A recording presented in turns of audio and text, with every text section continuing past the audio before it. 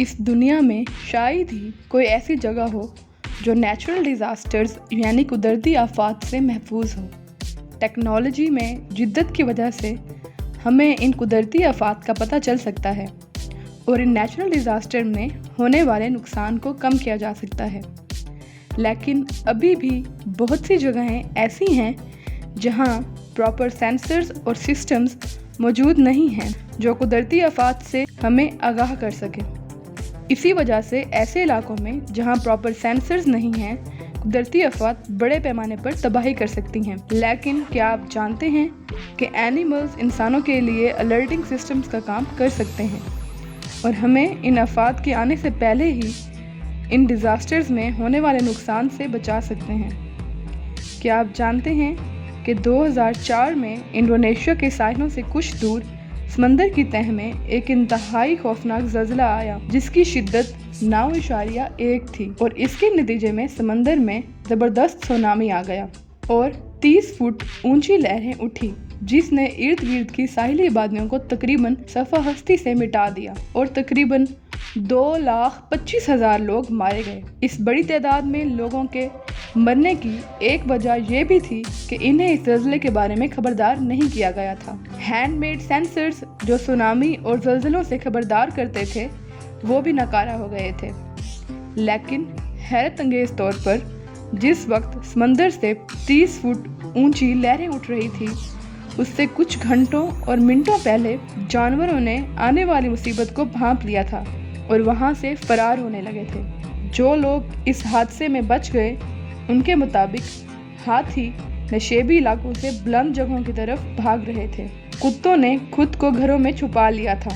SARS के गोल अपने घोंसलों से निकलकर महफूज मकामात तक उड़ान भर रहे थे। थाईलैंड का एक गांव जो समंदर के किनारे आबाद था, वहां के लोगों ने बताया कि सुनामी की लहरों के आने से कुछ मिनटों पहले भैंसों का एक झुंड जो इस साहिल पर मौजूद था ने अपने कान खड़े किए समंदर की तरफ देखा और फिर करीबी पहाड़ियों की तरफ भागना शुरू कर दिया। यूनाइटेड नेशंस की International Strategy for Disaster Risk Organization के साबिक मशीर एराना रैफलियाना ने कहा कि जो लोग इस सुनामी में जिंदा बच गए उन्होंने बताया कि उन्होंने खुद अपनी आंखों से देखा कि सुनामी आने से पहले वहां मौजूद जानवरों ने महफूज मकामात की तरफ माइग्रेशन यानी हिजरत शुरू कर दी थी और कुछ लोग भी इन जानवरों के पीछे भागना शुरू हो गए और इस तरह उन्होंने अपनी जान बचा ली। रैफलियाना ने इस पर खासी रिसर्च की और बहुत से ऐसे और वाकयात का जिक्र किया जिसमें एनिमल्स की इस अलर्टिंग सलाहियत का पता चला। मिसाल के तौर पर सुमात्रा के करीब 2010 में जो सुनामी आया था जिसमें तकरीबन 500 लोग मारे गए थे, इसमें भी ये देखा गया था कि सुनामी आने से पहले कुछ जानवर मसलन हाथियों ने अपने बिहेवियर से ये जाहिर कर दिया था कि शायद इन्हें इस आफत के आने का पता चल चुका है। इसी तरह जनवरी में टोंगा में समंदर की तह में जो वोल्केनो फटा था, इससे कुछ दिनों पहले एक निशान ज़दा कछुए को खुशकी से निकालकर समंदर में वापस छोड़ दिया गया था। लेकिन वोल्केनो फटने से 2 दिन पहले ये कछुआ दोबारा साहिल की तरफ पलट आया था। दुनिया के बहुत से हिस्सों में अक्सर कुदरती आफतें आती रहती हैं और वहाँ अलर्टिंग सिस्टम्स ही मौजूद नहीं हैं। वर्ल्ड मेट्रोलॉजिकल ऑर्गेनाइजेशन ने बताया है कि दुनिया के तकरीबन 100 ममालिक ऐसे हैं जिनकी हुकूमतों के पास कुदरती आफात के आने से पहले आगाह करने वाले सिस्टम्स मौजूद नहीं हैं, जबकि ऐसे इलाकों में कुदरती आफात मुसलसल आती रहती हैं। इसलिए इस सिलसिले में शायद जानवर हमारी मदद कर सकते हैं। क्या आप जानते हैं कि आज के दौर में इस्तेमाल होने वाली जदीद टेक्नोलॉजी की मदद से भी हम खतरे को बर वक्त नहीं भांप सकते। मिसाल के तौर पर ज़लज़ले को मुय्यर करने वाले सेंसर्स भी सिर्फ उस वक्त बल खाती लहरें बनाते हैं जब हकीकी मायनों में ज़मीन झटके खा रही होती है, जबकि जानवर ज़लज़ला आने से कई घंटे हत्ता के कई दिन पहले हमें इससे आगाह कर सकते हैं। बहुत से साइंसदानों ने इस पर रिसर्च की और ये वाजिया किया कि जानवरों में कुदरत ने ये सलाहियत रखी है कि वो आने वाले खतरे को भांप सकते हैं। लेकिन क्या आप जानते हैं कि ये सलाहियत सिर्फ जानवरों में ही क्यों होती है? इंसानों में क्यों नहीं?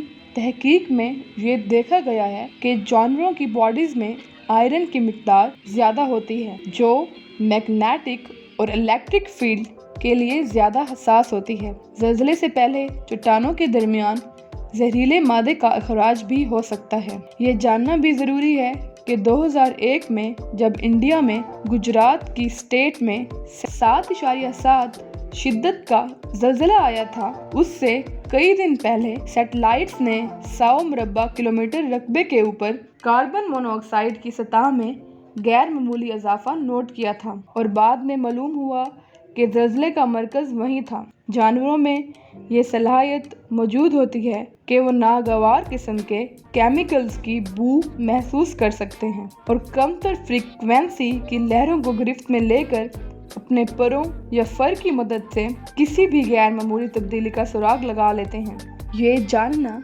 दिलचस्पी से खाली ना होगा कि चाइना ने अपने नैनिंग के इलाके में क्वैक अलर्ट सिस्टम कायम किया है। इस इलाके में कसरत से ज़लज़ले आते हैं और चाइनीज़ माहिरीन यहाँ एक फार्म में रखे जानवरों की निगरानी करते हैं जो ज़मीन पर पेट के बल रेंगते हैं। माहिरीन के मुताबिक सांप के जिस्म में ताकतवर किस्म का हसास मैकेनिज्म होता है जो माहौल में जरा सी तब्दीली का सुराग लगा लेता है। चीन के शहर हाईचिंग में 1975 में एक ताकतवर ज़लज़ला आया था और वहाँ की गवर्नमेंट ने सांपों और दीगर जानवरों में ज़लज़ले से पहले शदीद बेचैनी देखते हुए फौरी तौर पर शहरियों को वहाँ से निकाल दिया था, जिसकी वजह से कई इंसानों की कीमती जानें बचा ली गई थी।